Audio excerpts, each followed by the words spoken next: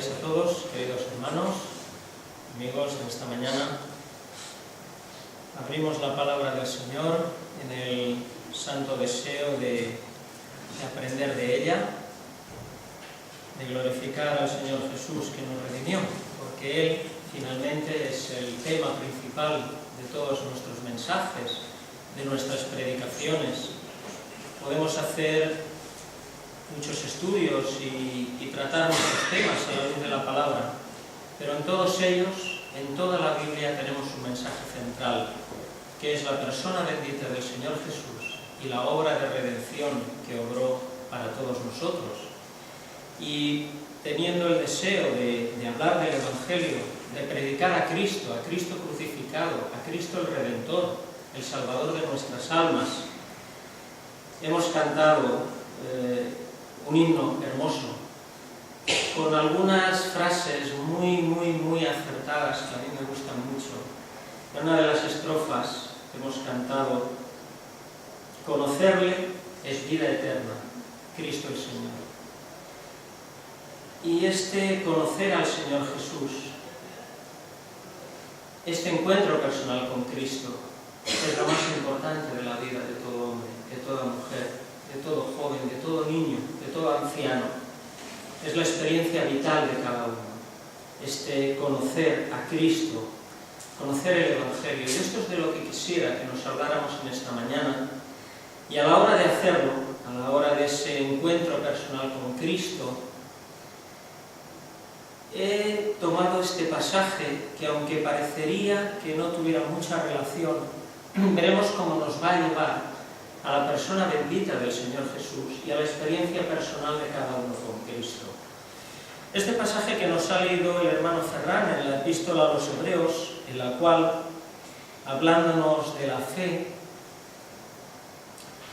la palabra del Señor nos habla de la experiencia de una familia que fueron Abraham y su esposa Sara. Sabemos que Dios se apareció a Abraham viviendo él en la ciudad de Ur, en Caldea, y le dijo: sal de tu tierra y de tu parentela y ve al lugar que yo te diré, un lugar que Abraham no conocía. Iba a lo desconocido, pero confiando que si el Señor le llevaba allí era por un propósito. Era un hombre de fe, por eso la palabra le califica como el padre de los que somos de la fe.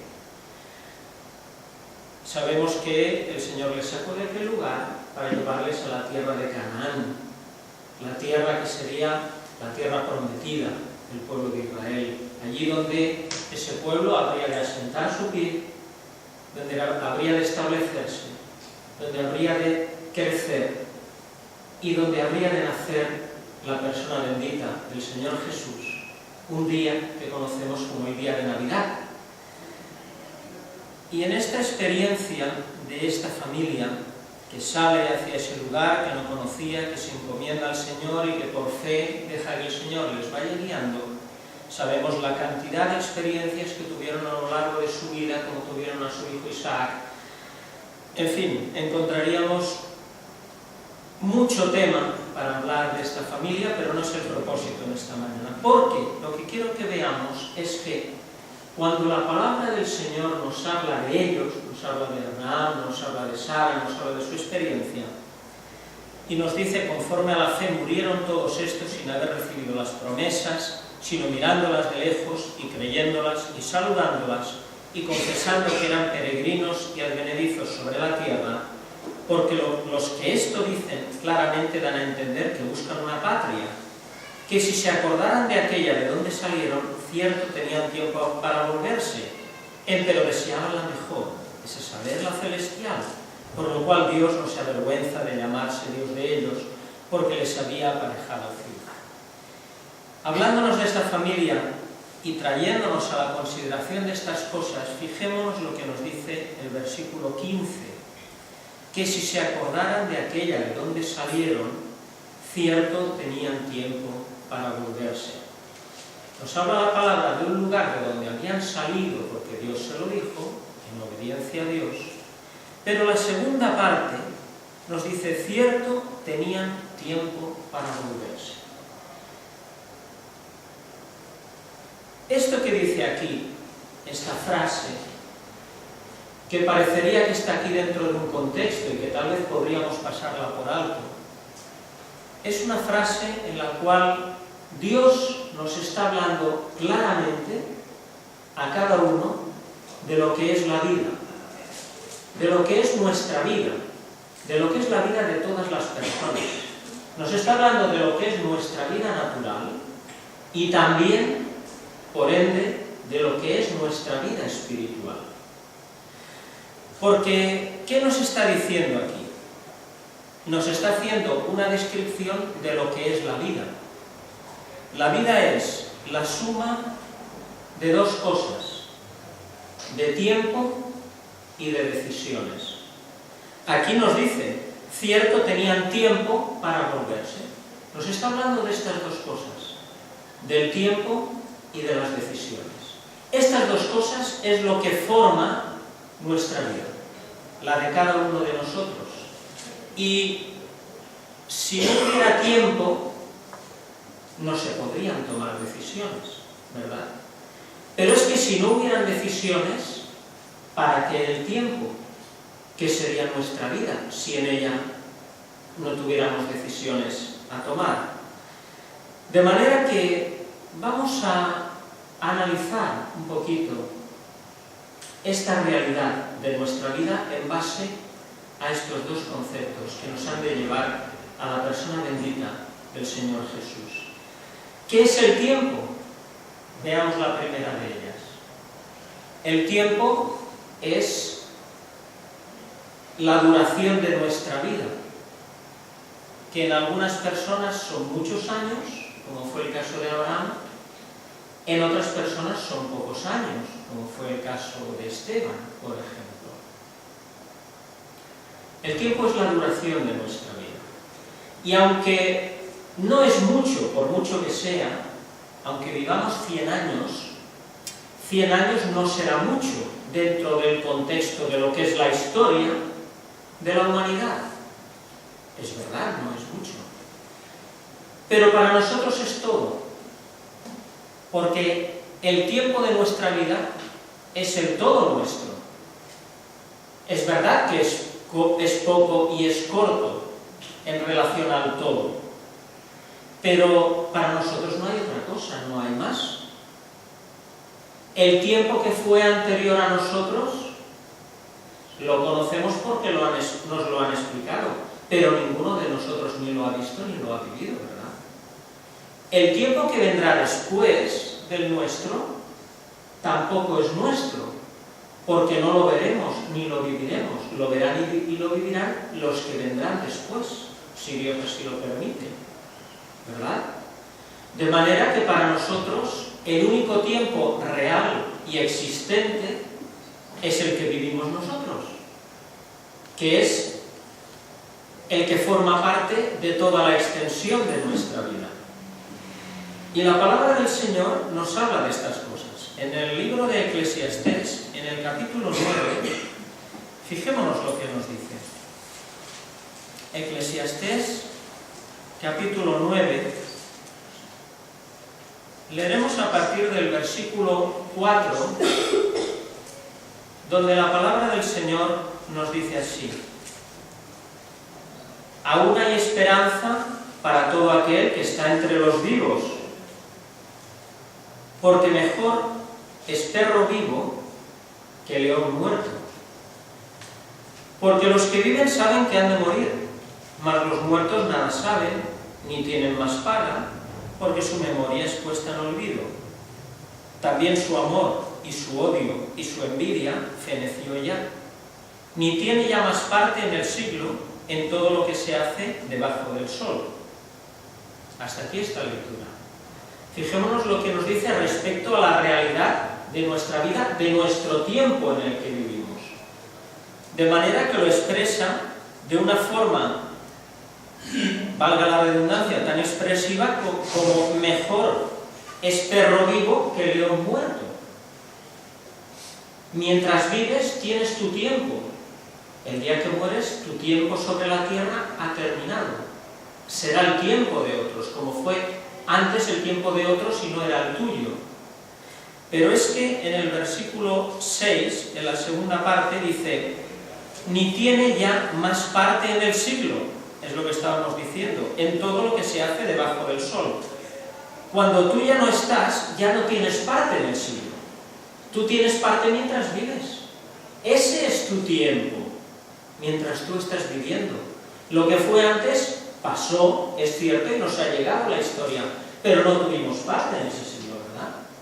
Y lo que vendrá después pasará si Dios quiere, pero tampoco tendremos parte en ese siglo. Solo tenemos parte en lo que nosotros estamos viviendo. De ahí la importancia del tiempo y la responsabilidad del tiempo en la vida de cada uno, del uso del tiempo.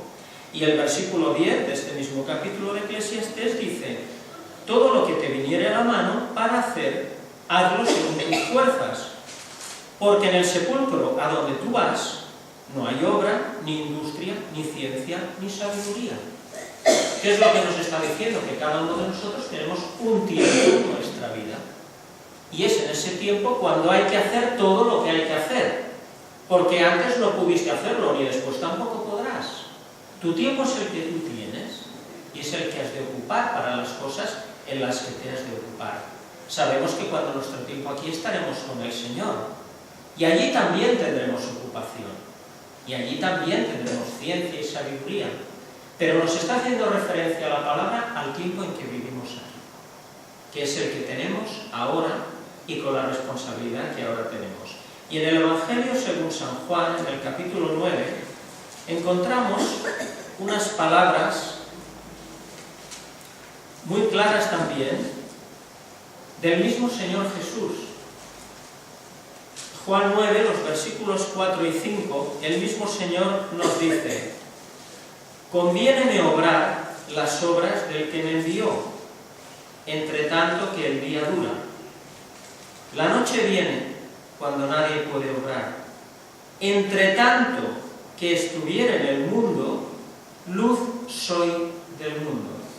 Fijémonos el mismo Señor Jesús como establece las realidades de su vida, entre tanto que está en el mundo para realizar su ministerio. Él habla de que hay unas obras que el Padre le ha dado para que haga, entre tanto que está en la tierra. Sabemos que el Señor ahora en el cielo también obra, y tiene su ministerio y su labor a nuestro favor.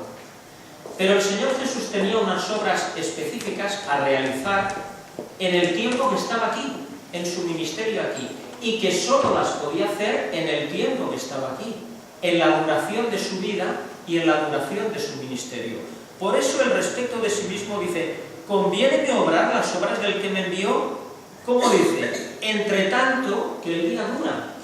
Está diciendo, entre tanto que estoy aquí es cuando tengo que hacer esto. Después ya, mi tiempo para hacer estas obras aquí habrá pasado. Y en el versículo 5 lo reitera diciendo, entre tanto que estuviera en el mundo, luz soy del mundo. Entre tanto que estuviera. Está hablándonos de su labor específica que tenía que hacer aquí.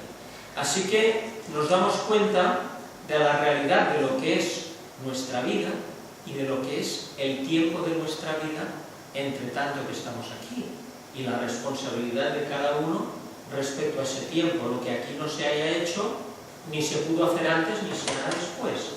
Esa es nuestra realidad. Pero nos encontramos con la segunda parte. Hemos dicho que nuestra vida consiste en tiempo y consiste en decisiones. ¿Y qué significa decisiones? Las decisiones son cada una de las obras conscientes y voluntarias que cada uno de nosotros hacemos en nuestra vida. En nuestra vida también concurren cosas incidentales o accidentales. Estas son aparte, porque estas son cosas que nos pueden pasar. Cogemos una gripe, nos caemos de una escalera, etc. Esto queda aparte. Estamos hablando de las decisiones como aquellas cosas que cada uno voluntariamente optamos por hacer en nuestra vida, conforme a nuestra capacidad de raciocinio. Estamos hablando de personas sanas, que tienen una capacidad de decisión. Sabemos que tristemente hay personas que no pueden hacerlo por enfermedad u otra causa. Pero estamos hablando de personas que diríamos que estamos en un baremo de salud, de poder tomar esas decisiones. Y nosotros podemos tomar decisiones porque somos racionales. Dios nos hizo a su imagen con esa capacidad. La capacidad de ser racionales dice que nosotros podemos pensar, como pensamos podemos optar por una cosa o por otra y tomar la decisión de aquello por lo que hemos optado. Todo eso forma parte del hecho de que somos criaturas racionales, cada uno de nosotros. Y dentro de esas decisiones que tomamos en nuestra vida, las hay muy variadas. Hay unas decisiones que podríamos decir que son como naturales, que forman parte de nuestra cotidianidad. Cuando nos vamos a comprar un coche, tomamos la decisión de qué color va a ser ese coche, por ejemplo. Cuando hemos de hacer el menú del día, pues tomamos la decisión de qué vamos a comer. ¿Qué comeremos hoy? ¿Arroz o comeremos pasta, por ejemplo? Esa es una decisión que se toma todos los días. Y tomamos la decisión, por ejemplo, de qué estudios vamos a realizar. Tenemos aquí a los jóvenes, por ejemplo, que están tomando decisiones en este sentido en su vida. Y Camila, por ejemplo, ha decidido estudiar química, ¿verdad? Y Albert pues, ha decidido hacer estudios informáticos. Y Adalid pues está ahí a ver si acaba de optar por una cosa o por otra, como hablábamos en el retiro. Están tomando sus decisiones. ¿Por qué? Porque son racionales y tienen la capacidad de pensar y optar. Estas decisiones, diríamos naturales, se toman por cuestiones de racionalidad y también por cuestiones de gustos. Cuando cogemos el color del coche, pues lo cogemos blanco porque nos gusta más que el rojo. Pero también lo cogemos blanco porque es menos caluroso que un color oscuro. Es decir, hay una parte de gusto y también hay una parte de racionalidad en las cosas que hacemos. Cuando decidimos comer hoy pasta en lugar de arroz, es porque, bueno, nos apetece comer pasta porque nos gusta, pero también porque como ayer comimos patatas, si hoy comemos arroz, pues comimos fécula ayer y también la comeríamos hoy. Entonces casi mejor vamos a comer hidratos, ¿verdad?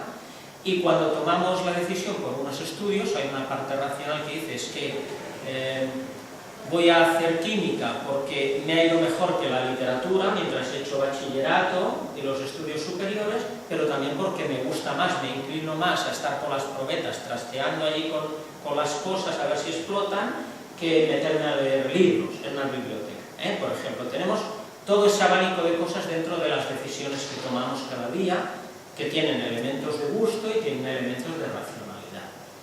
Pero además de estas decisiones, que podríamos llamar naturales, tomamos también cada día decisiones morales. Y que a veces estas decisiones se toman rápidamente. No tienes mucho tiempo para pensarlas.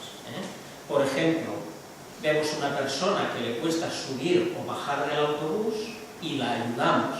Como le pasa a la hermana María a veces, cuando tiene las rodillas y la virulé, y la ayudan a subir o a bajar del autobús. La persona que lo hace ha tomado una decisión moral de querer ayudar a la hermana o a otra persona, ¿verdad? Podemos encontrarnos en infinidad de casos de este tipo.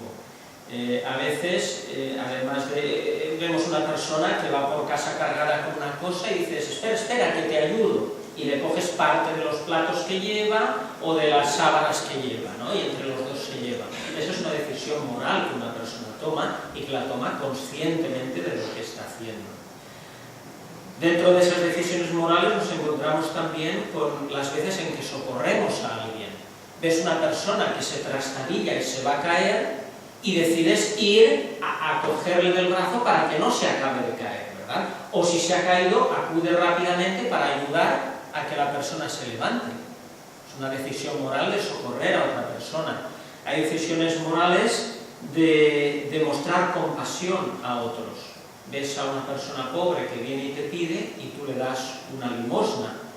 Intentas compasivamente ayudar a esa persona a la necesidad que tiene.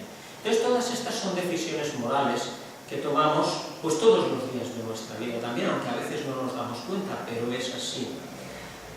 Y finalmente hay las decisiones espirituales. Todas estas, a lo largo de nuestra vida, son miles que tomamos. Decenas o centenares cada día y miles a lo largo de nuestra vida, que nos damos más o menos cuenta, pero que es así. Pero de entre todas ellas, las decisiones más importantes de nuestra vida son las espirituales. Y estas decisiones competen a todos los hombres que están sobre la faz de la tierra, no solamente a los que hemos creído en el Señor como nuestro Salvador. Esas son decisiones para todos los hombres. Todos ellos han de tomar decisiones respecto a Cristo. Y la palabra en el Evangelio de Juan, en el capítulo 1, hablando de las decisiones espirituales, fijémonos lo que nos dice el evangelista hablando del Señor Jesús. Versículo 9 del capítulo 1 del Evangelio de Juan dice: aquel, haciendo referencia al Señor Jesús, era la luz verdadera que alumbra a todo hombre que viene a este mundo. Fijémonos la gran revelación que nos hace aquí Juan respecto al Señor Jesús. Porque el Señor Jesús es la luz, no solo porque lo dice aquí el apóstol Juan inspirado del Espíritu Santo, sino porque lo dijo el mismo Señor Jesús de sus propios labios: yo soy la luz del mundo. Y aquí lo que nos dice la palabra es que es la luz, primera gran revelación, y la segunda, que alumbra a todo hombre que viene a este mundo. El Señor Jesús es la luz que a todo hombre que viene a este mundo le alumbra. Y la luz de Cristo que alumbra es la luz del Evangelio. Porque Cristo es el Evangelio. El Señor Jesús son las buenas nuevas de salvación para todos los hombres. De manera que nos está diciendo la palabra que el Señor Jesús alumbra a todos los hombres que vienen a este mundo. ¿Cómo venimos los hombres a este mundo? Venimos por un nacimiento, ¿verdad? Somos concebidos, exceptuando a Adán y Eva, que los hizo directamente Dios. De ellos ha venido todo el linaje de los hombres. ¿Y cómo hemos venido desde ellos todos los hombres a este mundo? Todos hemos venido por una engendración, un embarazo y un nacimiento. Un nacimiento que precisamente se le llama alumbramiento, ¿verdad? ¿O no se llama al nacimiento de un niño, no se le llama dar a luz? ¿Por qué se le llama dar a luz? Porque el niño sale a la luz de este mundo. Sale del claustro materno, donde está en la oscuridad, a la luz que hay en el mundo. Pero también porque ese niño sale a la luz de Cristo. Porque Cristo alumbra a todo hombre que viene a este mundo. Y cuando dice a todo hombre, está refiriéndose a todos los hombres. Dice todo hombre que viene a este mundo. ¿O es que a este mundo unos hombres vienen así y otros no? No, todos venimos de la misma manera. Todos venimos a este mundo así. Y a todos los hombres les alumbra Cristo. No solamente alumbra a aquellos que Él sabe que un día van a querer, alumbra a todos. Haríamos una contorsión extraordinaria de este versículo si quisiéramos decir que no alumbra a todos, que solo alumbra a unos. Porque todos los hombres venimos a este mundo, los que creen y los que no creen. Todos venimos a este mundo. No solo unos, los otros también vienen. De manera que lo que nos quiere decir la palabra del Señor es que en un momento u otro de la vida y de una manera u otra, la luz del Evangelio va a llegar a cada vida. ¿Cómo Dios lo hará? Solo Él lo sabe. ¿Cómo lo hará con aquel aborigen que está en la selva? Dios lo sabe. ¿De qué forma hablará su conciencia? Eso lo sabe el Señor, solamente Él. Pero lo que es cierto es que esa luz del Evangelio llega a todos, un día u otro y de una forma u otra. Y frente a eso, cada hombre tiene la responsabilidad de tomar la gran decisión de su vida. Ha de tomar una decisión por Cristo que comportará unas consecuencias eternas. Y el hombre, finalmente, toma la decisión en su capacidad de tomar el Evangelio, de tomar esa luz o de rechazarlo. Por eso, pasando la página en el Evangelio 3 de Juan, el Señor Jesús dice: porque de tal manera amó Dios al mundo, que ha dado a su Hijo unigénito, para que todo aquel que en Él cree no se pierda, mas tenga vida eterna. Porque no envió Dios a su Hijo al mundo para que condene al mundo, mas para que el mundo sea salvo por Él. El que en Él cree no es condenado, mas el que no cree ya es condenado, porque no creyó en el nombre del unigénito Hijo de Dios. Dios no envió a su Hijo para que condene al mundo, sino para que el mundo fuera salvo por Él. Está hablando de todos los hombres que pueblan la tierra. Dios no quiere condenar al mundo, quiere que el mundo sea salvo. Por eso envía al Señor Jesús. Y el que en Él cree, el que toma la decisión por Cristo, no es condenado, mas el que no cree ya es condenado porque no ha creído en el Señor Jesús. En el Señor Jesús, en la palabra del Evangelio, hay salvación y vida eterna para todos los hombres. El que crea el Evangelio tiene salvación y vida eterna. El que no cree irá a condenación, estará lejos de Dios para siempre, por toda la eternidad. Porque Dios ha dado a su Hijo para que el hombre crea y pueda ser salvo y esté por toda la eternidad con Cristo en el cielo, en una esperanza de vida eterna, en toda perfección y en todo bien. Esa es la maravilla del Evangelio. Y ese es el deseo de Dios para todos los hombres, que Él quiere que todos sean salvos, como dice la palabra, y vengan al conocimiento de la verdad. De manera que Dios provee todo lo necesario. Da al Redentor que muere en la cruz del Calvario por todos los hombres, para que su sangre preciosa pueda limpiar todos los pecados. Da la luz por Cristo, para que esa luz, llegando a las almas puedan creer al Evangelio. Porque si Dios da una luz que alumbra, en Dios no hay ninguna sin razón.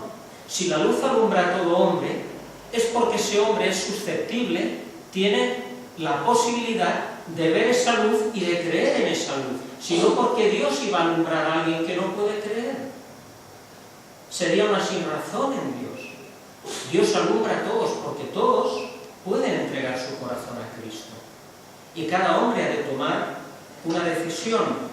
Y todos aquellos que por la gracia de Dios, socorridos por Él, porque los méritos no son nuestros, socorridos por la gracia de Dios, hemos creído al Evangelio y hemos entregado nuestro corazón a Cristo, hemos tenido lo que llamamos los creyentes una conversión, ¿verdad? ¿Y qué significa una conversión? Significa que nuestra vida iba en una dirección y al encontrarnos con la luz de Cristo, como le pasó al apóstol Pablo, a él físicamente, nuestro camino cambia. Nosotros íbamos a Damasco en nuestro camino, en un mal camino. Nos encontramos con la luz de Cristo y entonces nuestra vida cambia y nuestro camino cambia. Damos una vuelta de 180 grados y cogemos el camino diferente al que íbamos. Eso es la realidad de la conversión, de lo que significa habernos encontrado con Cristo y tenerle como nuestro Salvador personal. Y como dice la palabra, el apóstol Pablo, cuando escribe a los Corintios en la segunda carta, les dice: de modo que si alguno está en Cristo, nueva criatura es. Las cosas viejas pasaron. He aquí todas son hechas, como dice, nuevas. De manera que esa es la realidad de lo que ha sido nuestra conversión. Las cosas viejas pasaron. Ahora tenemos una nueva vida en Cristo, que es totalmente diferente a la vida que teníamos antes, cuando andábamos en los pecados, cuando andábamos en nuestros pensamientos, en nuestra voluntad, en nuestra manera de entender las cosas, en nuestras decisiones. Ahora nuestra vida ha cambiado, es diferente. Y cuando el apóstol Pablo le escribe a Tito, también le habla de que nuestra salvación es una renovación y una regeneración, dice, por el Espíritu Santo.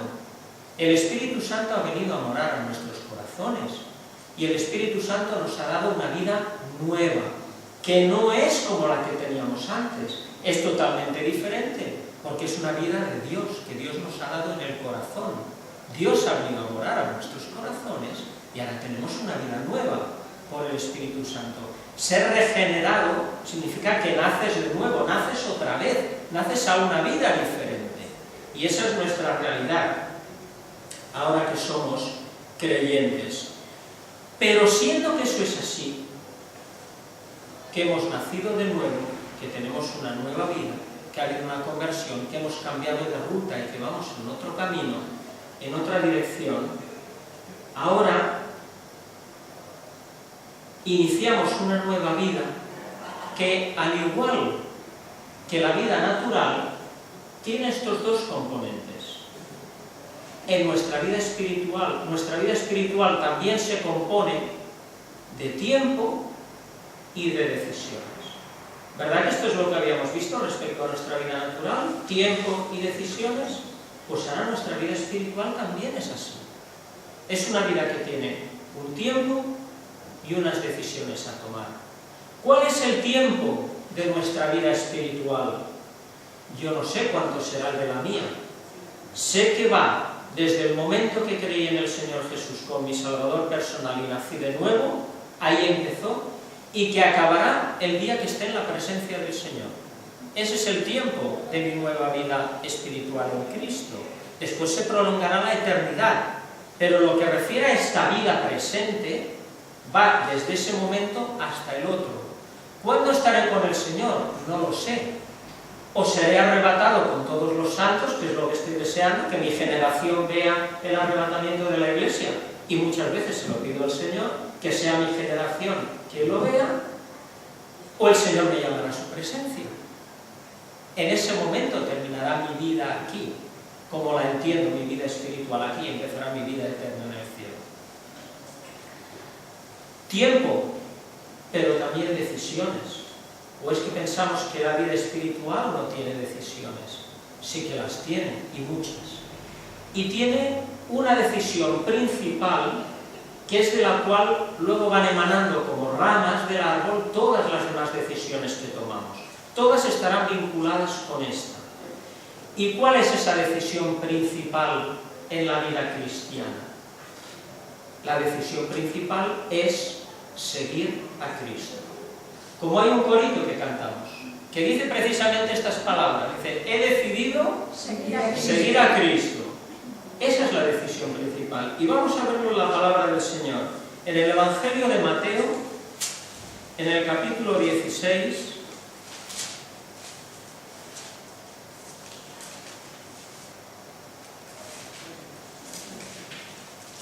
y el versículo 24. El Señor Jesús les habla a sus discípulos y les dice estas palabras. Si alguno quiere venir en pos de mí, niéguese a sí mismo y tome su cruz y siga. Esta es la gran decisión. ¿Por qué decimos que esto es una decisión? Porque el seguir a Cristo no es algo automático de nuestra vida cristiana en el momento que nos convertimos. Nosotros tomamos la decisión por Cristo para que Él sea nuestro Salvador. Nos arrepentimos de nuestros pecados y le damos el corazón. Pero ahora hay que tomar otra decisión. Porque el Señor Jesús les dice a sus discípulos, si alguno quiere venir en pos de mí, no les está diciendo, desde el momento que estáis conmigo, ya se sabe automáticamente que vendréis detrás de mí todos los días. No les dice esto. Es verdad que estaban con Él y Él les había escogido. Pero ahora les dice, si alguno quiere venir en pos de mí, De manera que es una decisión que uno ha de tomar. Y ha de decir, yo quiero seguir a Cristo. Señor, yo quiero seguirte. Ahora soy tuyo.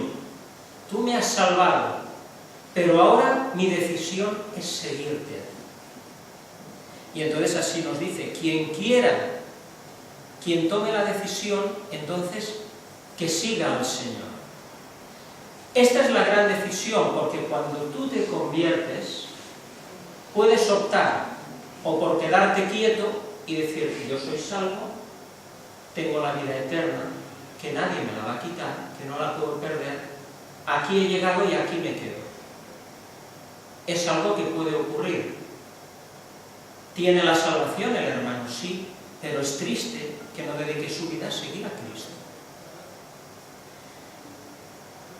O puedes tomar la opción de decir, ahora soy salvo, ahora soy del Señor, ahora tengo vida eterna, y mi decisión todos los días de mi vida es seguir a Cristo. Señor, yo quiero seguirte.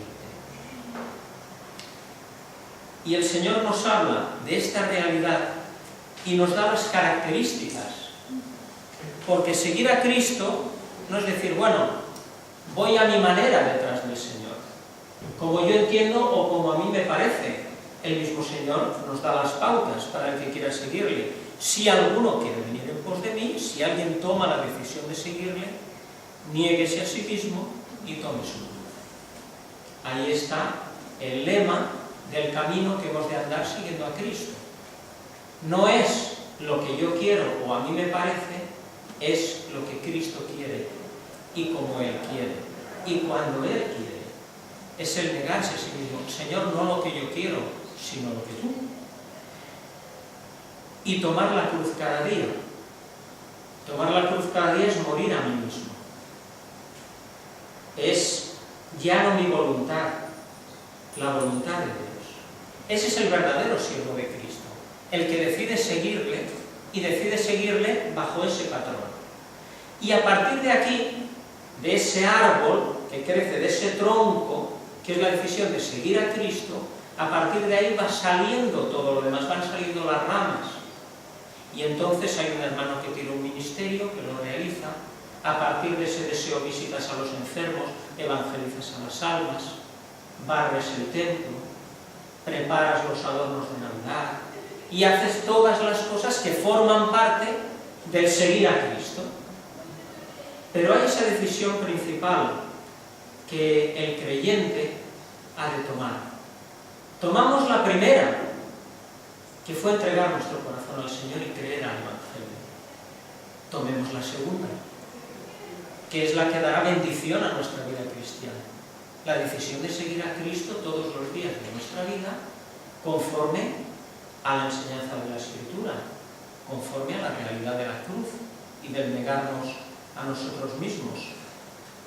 Y cuando el texto que hemos tenido de base nos habla de la experiencia de Abraham y de su familia, cuando nos dice, cierto, tenían tiempo para volverse, nos habla no solo del tiempo y de las decisiones de su vida en este mundo, de su vida natural, sino nos habla de las realidades espirituales, de las realidades de la comunión con Dios.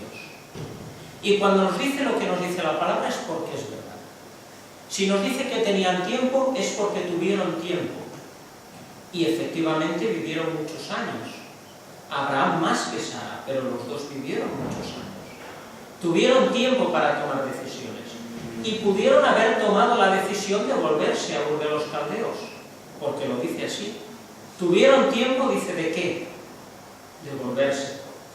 Es decir, que la posibilidad de volverse estuvo.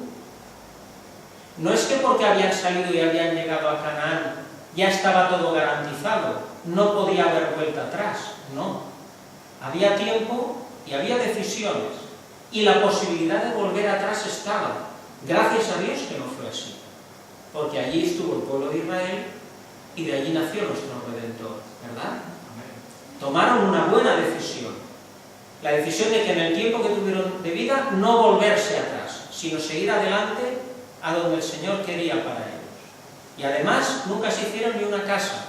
Moraron siempre en tiendas, demostrando que eran peregrinos, que aquí era la tierra de sus peregrinaciones y que su patria estaba en el cielo. Hombres de tiendas, eso es lo que habríamos de ser todos, hombres de tiendas, y no de patrias aquí, hombres de tiendas que peregrinan, y que dijéramos, nuestra patria está en el cielo. Y ellos, que tuvieron esa experiencia, esto ahora nos sirve de enseñanza a nosotros, porque nosotros en nuestra vida cristiana también tenemos tiempo y decisiones a tomar. Y en nosotros mismos no hay ninguna garantía. También en nosotros hay la posibilidad, como ellos la tuvieron a lo largo de su tiempo, de volvernos al lugar de donde salimos. O esa posibilidad no existe. Alguien puede decir, yo como soy del Señor, ya sé que nunca volveré atrás y nunca volveré a la vida que tuve antes. Eso puede producirse. La única garantía está en el Señor de que no sea así. La única garantía está en que sigamos a Cristo. Mientras le sigamos a Él, es imposible que hagamos un camino de vuelta, porque iremos siempre hacia adelante. Y entonces nos encontramos con que en nosotros hay también esa posibilidad de volvernos a la vida que tuvimos antes. Una decisión nada recomendable, porque la única bendición la tendremos cerca del Señor. Como dice el Salmo, el acercarme a Dios es el bien.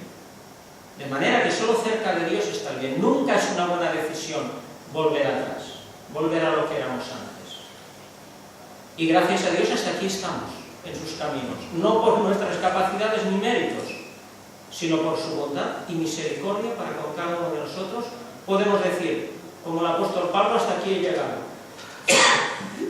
Por la gracia de Dios soy lo que soy, decía el apóstol Pablo. Por la gracia de Dios estamos aquí. Pero con santo temor, no sea que nos volviéramos atrás, con santo temor. Y aunque es verdad que no nos hemos vuelto a la vida que vivíamos antes, ¿no os parece que a veces, aunque andamos un poco a trancas y barrancas en la vida cristiana y vamos adelantando, ¿no os parece que a veces, así como de reojo, miramos un poco para atrás en la vida cristiana? ¿Nos acordamos un poco de los ajos y de las cebollas de Egipto? Aunque sea un poquito, así, mirando, no miro mucho para atrás, pero un poquitín sí. Yo creo que esto pasa en la vida cristiana, por lo menos a mí. Y cuando miramos un poco así hacia atrás, hemos de pensar en algo importante. Fijémonos que cuando nos convertimos al Señor en su día, hubo cosas que las tuvimos muy claras, que había cosas que no convenían, que eran de una vida antigua y que la nueva vida en Cristo, esto aquí no entraba de ninguna manera, no cuadraba en absoluto. Y renunciamos a eso completamente.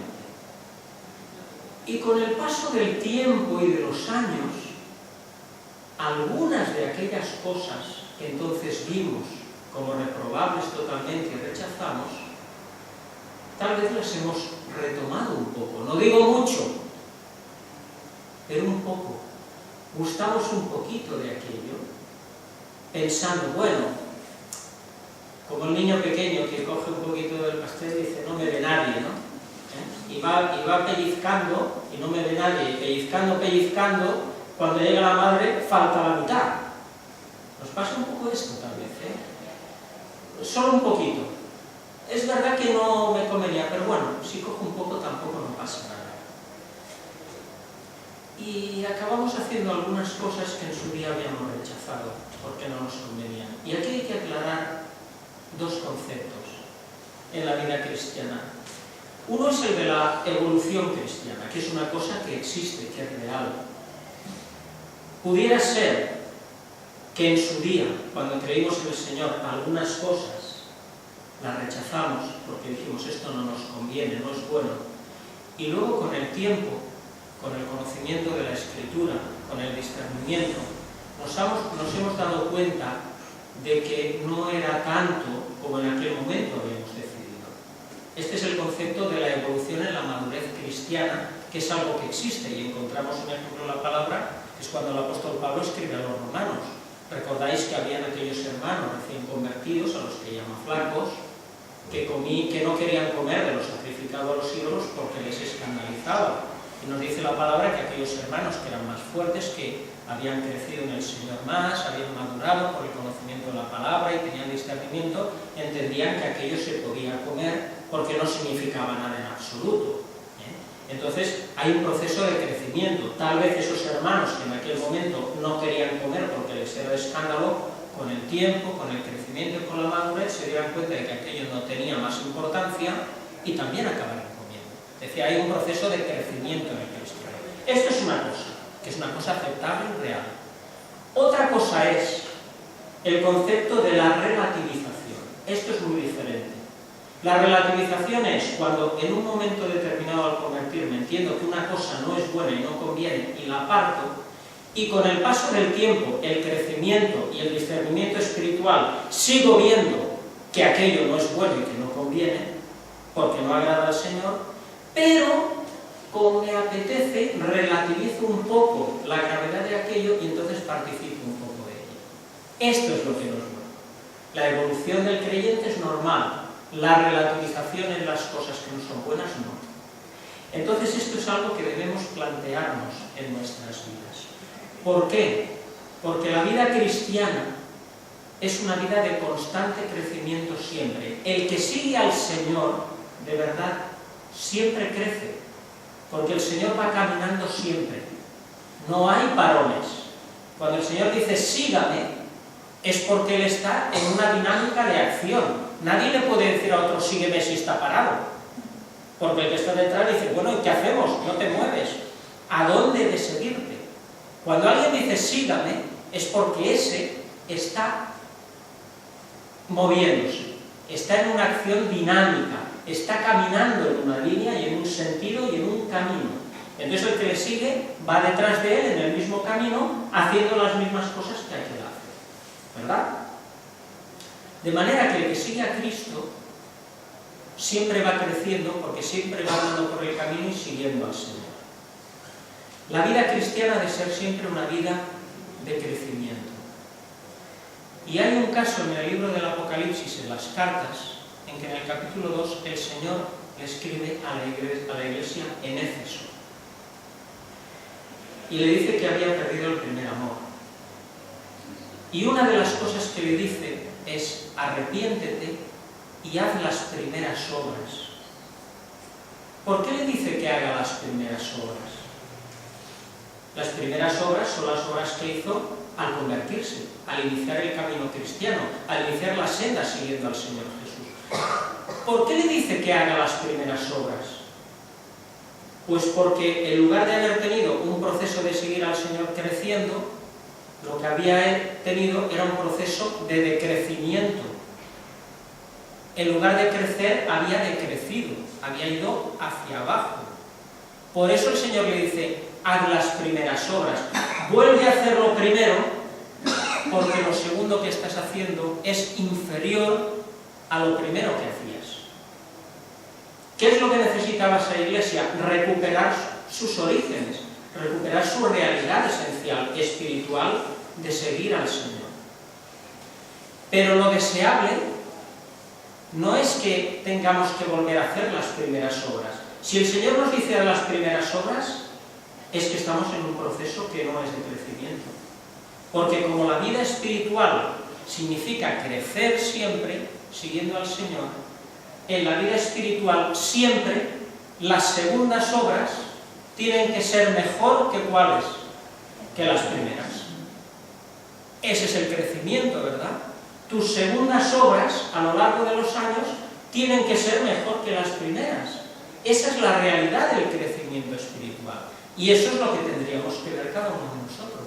Si nuestras segundas obras a lo largo de los años, después de muchos años, están siendo mejores que las primeras.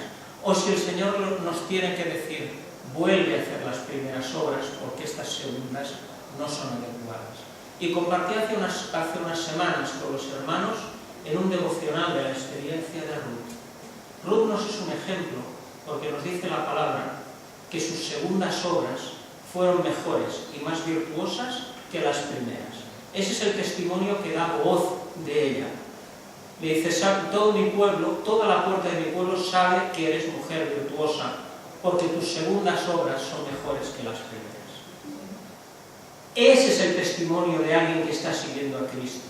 Aquel que sus obras posteriores son mejores que las primeras, porque ha ido siguiendo al Señor y ha ido creciendo. Gracias a Dios que en su día pudimos tomar la decisión más importante, que es creer en Cristo como nuestro Salvador. Eso nunca lo perderemos. Esa salvación es para siempre, porque estamos sellados con el Espíritu Santo de la promesa, como dice también el Nuevo Testamento. Pero que nuestra decisión diaria sea seguir a Cristo, y que vayamos creciendo en el Señor, y que no miremos de reojo hacia atrás, y que no tomemos las cosas de antes, que vayamos en cosas nuevas, siempre creciendo para la gloria de nuestro Dios.